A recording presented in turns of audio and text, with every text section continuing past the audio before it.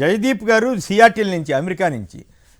జయదీప్ గారు నమస్కారం, మాట్లాడండి. ఆంధ్రప్రదేశ్లో విద్యా వ్యవస్థలో తీసుకొచ్చినటువంటి మార్పులపైన మీ స్పందన ఏమిటి? ఇప్పుడే చూసాం, కంచి ఐలయ్య గారు చెప్పారు, నిన్న జగన్ గారు చెప్పారు, అంతకుముందు రాజ్దీప్ సర్దేశాయ్ గారు చెప్పారు.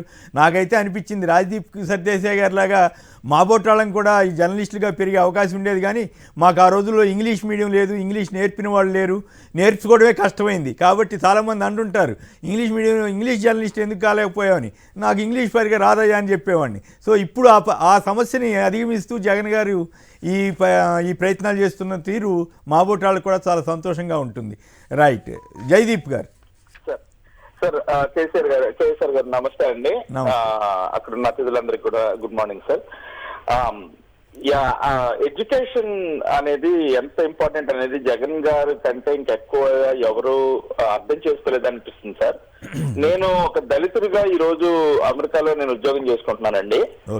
నాకు అంటే ఇంగ్లీష్ యొక్క బాధ ఎలా ఉండేదంటే నేను ప్రత్యక్షంగా చూశానండి. మా అన్నయ్య తను 10th క్లాస్ అన్ని ఫస్ట్ క్లాస్ లో పాస్ అయ్యి ఇంగ్లీష్ 10 సార్లు ఫెయిల్ అయ్యి చదువు వదిలేశాడు, ఒక ఇంగ్లీష్ పాస్ అవ్వలేక.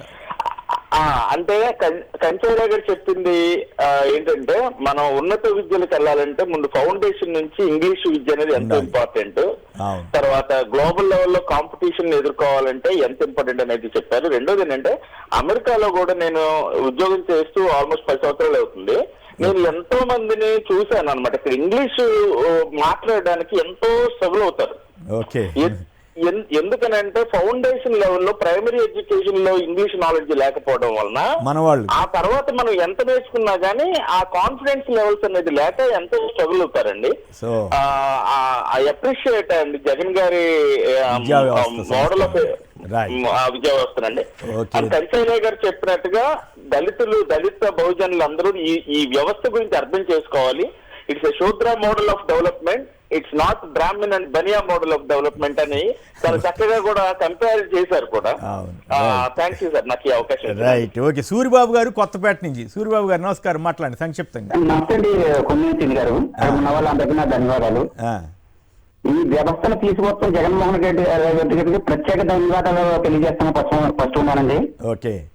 కానీ విద్యను పేదవాడికి అందాలనే ఉద్దేశం మన ముఖ్యమంత్రి గారు ఉండటం చాలా సంతోషదాయకం. అవును, చంద్రబాబు గారు పవన్ కళ్యాణ్ గారు తిడుతున్నారు కదా, బైజూస్ అంటే ఏం జ్యూసు, అది ఆ జ్యూసా ఈ జ్యూసా అని చాలా అసహ్యంకరంగా కూడా చంద్రబాబు గారు మాట్లాడారు. స్కూల్ ఏముంది అదే ఉంది, రంగులేస్తే మారిపోతాయని ఆయన అన్నారు.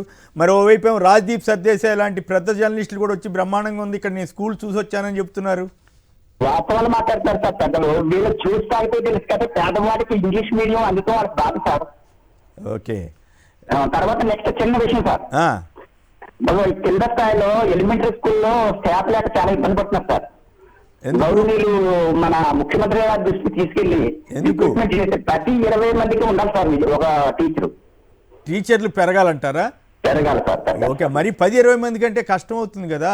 సరే, అయినప్పటికీ కూడా మీ సూచన